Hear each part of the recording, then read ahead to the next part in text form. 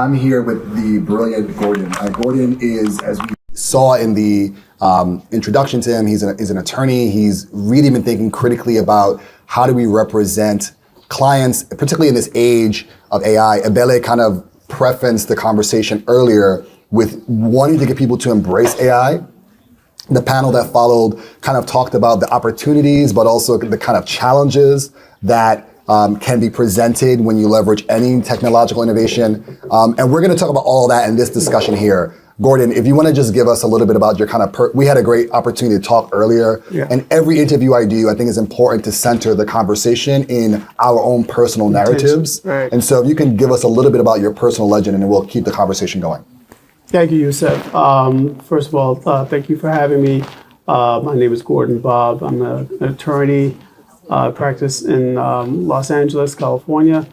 But my origin story is that my family, my parents are from Guyana, which was then British Guyana, and immigrated to London in the 50s.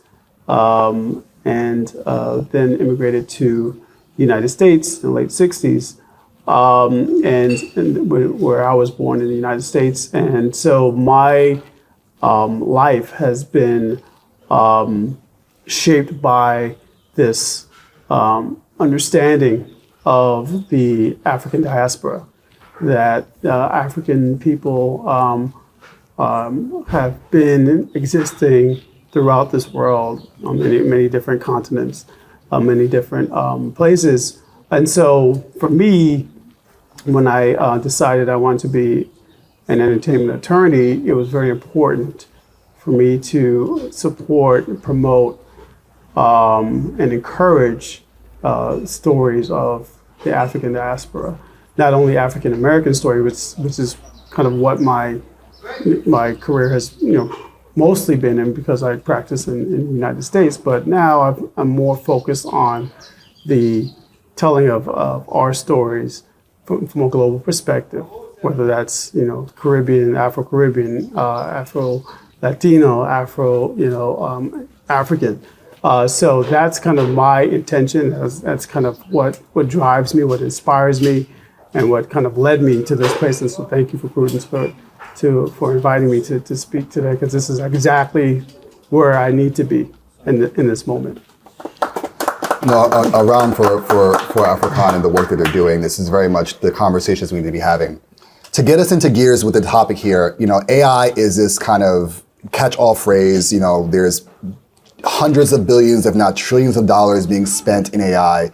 And we've seen in the last 2 years kind of the first affront, or the first kind of resistance coming from the Actors Guild, the screenwriters, the directors, and it's kind of like both interest in engaging in the tools, but also deep concerns. I didn't go to sleep very much last night, and I was watching, or maybe I dreamt, I can't remember, but I was watching something where Agatha Christie is going to be, teaching. I mean, she's dead, but she's going to be, an AI of her is going to be teaching a course. I mean, that presents profound questions and challenges on copyright, IP, and opportunities, right? Right. But now you're also going to have to compete with not just Denzel today, but Denzel from 20 years. Can you talk about the challenges that the industry will face and kind of how they'll navigate that, particularly from Afro-diaspora peoples? Yeah, it's so interesting, because like you said, it provides a lot of opportunities, but it comes with challenges.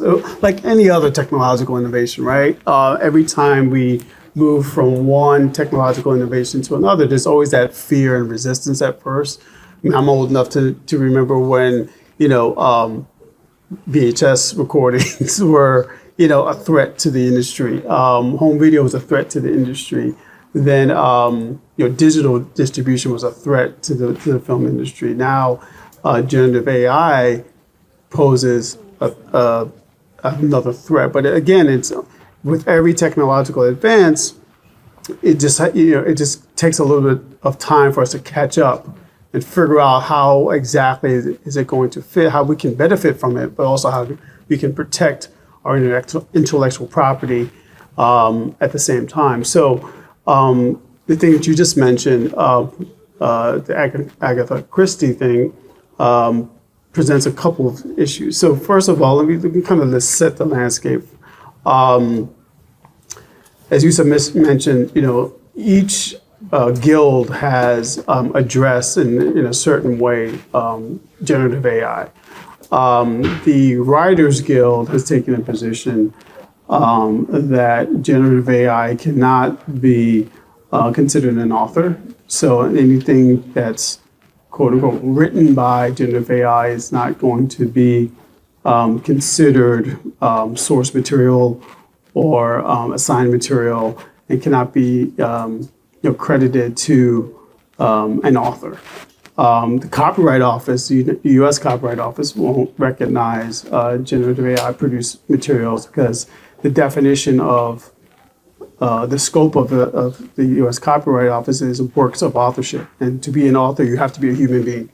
So, generative AI cannot be considered for copyright purposes. There's a slight exception to that, which is kind of being worked through. That's kind of like the old photographer, analogy, where if a photographer, places you in a certain, pose or lights you in a certain way, that photographer is actually authoring that photo, right? So just like if you are prompting or your generative AI tool to promote a certain outcome, there can be a circumstance where those types of prompts can rise to the level of authorship.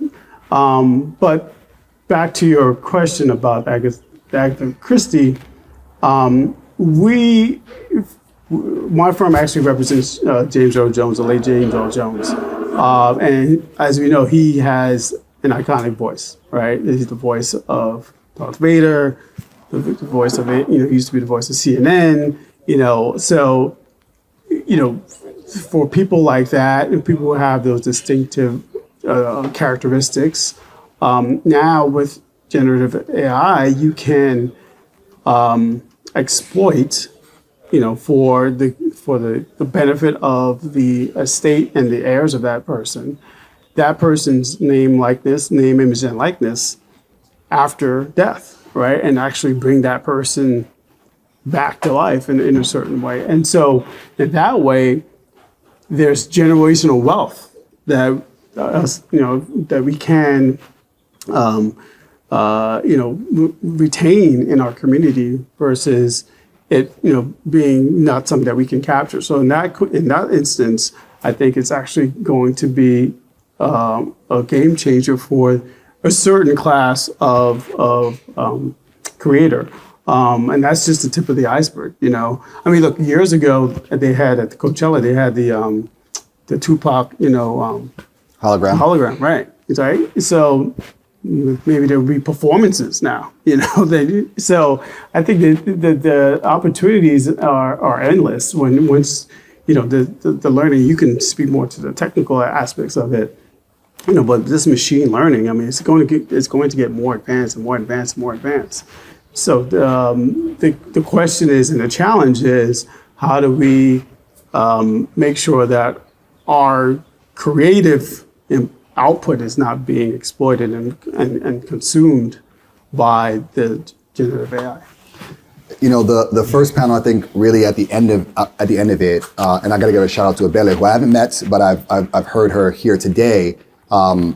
Really talked about the promise and the opportunity, particularly in the animation industry, and it's in that space I think is quite an interesting dynamic. And there are a number of particularly Afro descended, both on the continent and out in the broader diaspora, who are embracing that and are finding really unique opportunities by both creating efficiencies, where you needed to have a 30-person team, you can now do it with 2, so that makes it the opportunity to get into the field easier. And so from a storytelling perspective, how do we find the benefits of what that can do for creators and creatives who otherwise wouldn't have been in the field or may have had a hurdle but are now able to because of the tech?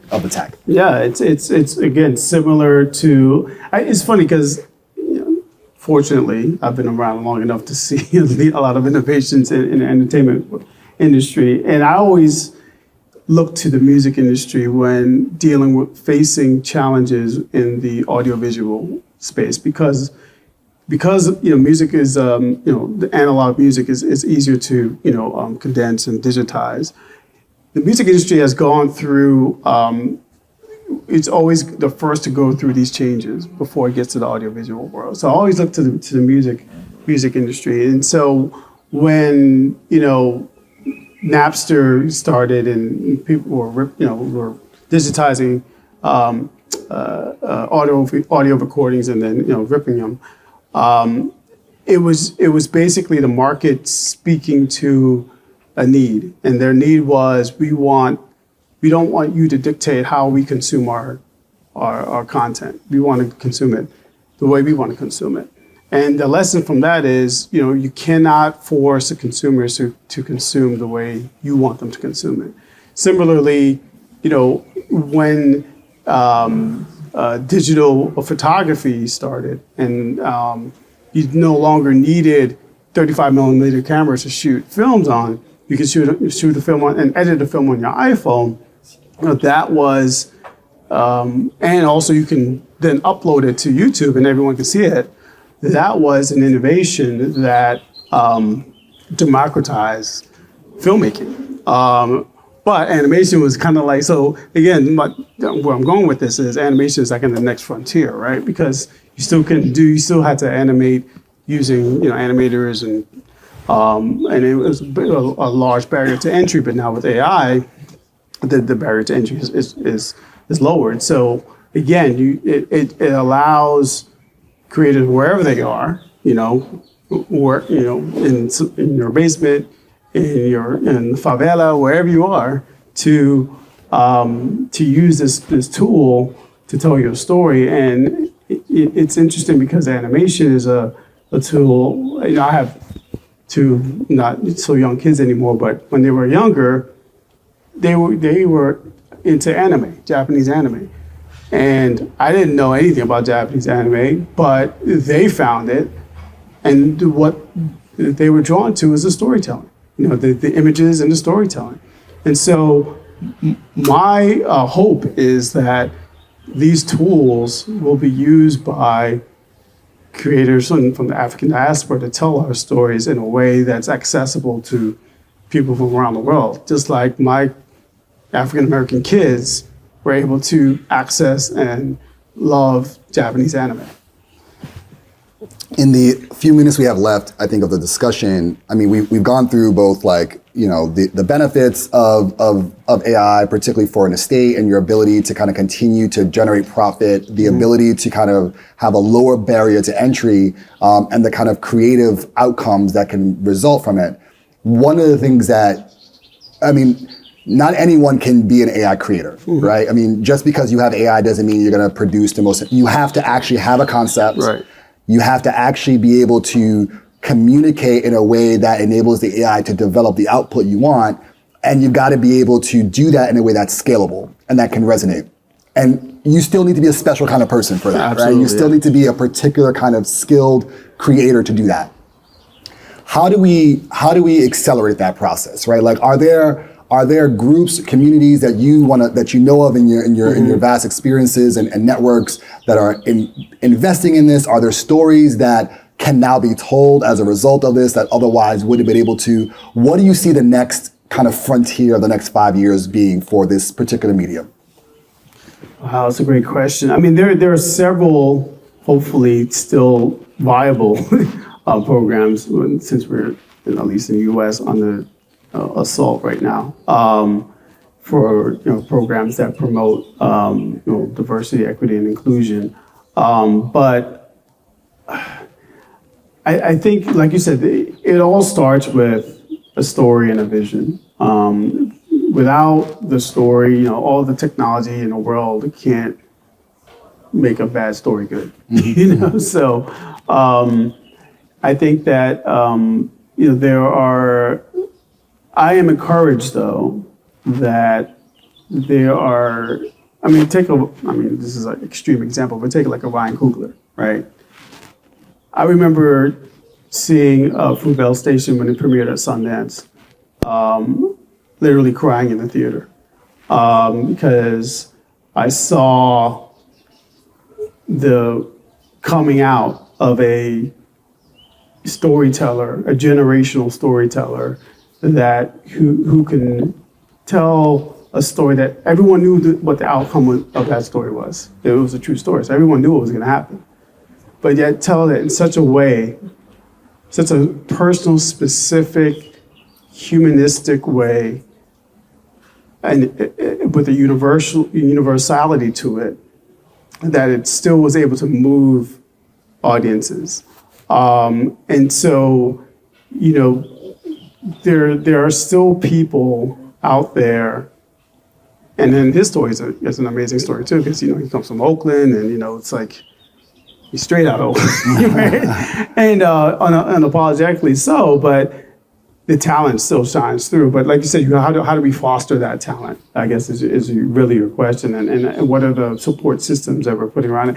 I was on the board of directors of the Black House Foundation for many years, and that was kind of our mission, which is to foster and support Black storytellers. Primarily it was at the Sundance Film Festival, but we had expanded to other festivals and markets around the world. And I think that there is a community of people, there are communities of people who believe in the power of storytelling from the African diaspora, whether it be Black House Foundation, ABFF, and I'm speaking more of the American institutions that I know. But now that, you know, I was telling Yusuf earlier, after I leave here, I'm actually going to South Africa to kind of engage with the South African film community, because I think it's important to bridge, you have to build bridges between Hollywood, you know, the continent, the Caribbean, you know, the European continent, wherever Black people are, so that we can tell our stories. Thank you so much, Gordon. I want to end this discussion. I think we're at time, but I want to end the discussion by both thanking you and the audience for being here today, for AfroCannes and allowing us to be in this venue to have this really, really, really important conversation around the role that African diaspora communities have in the industry. Our stories are powerful. They're brilliant. They're beautiful. They show every facet of who we are. And if I can leave any advice for folks who are burgeoning into this space, you know, you should leverage the tools. I mean, I've helped build them, and so I know personally that the best way that you can work with them is using them as a co-pilot. They're not to replace you; they're to help you be more efficient. And in fact, one of the productions that I'm working on, a Ivorian gentleman who grew up in Denmark, brilliantly beautiful film called Silent Void, which hopefully will be coming out soon, really does that, I think, well. Both talks about AI as a technology, but also merges the utilization of it. And so creators, if you're out there, if you're listening and you have an interest to get in the space, now's the time. There are tools out there for you. There are brilliant folks like Gordon and the folks here in AfroCannes who have built a network and a community to support you. And with that, thank you very much, Gordon. Thank you, Yusuf. Thank you very much.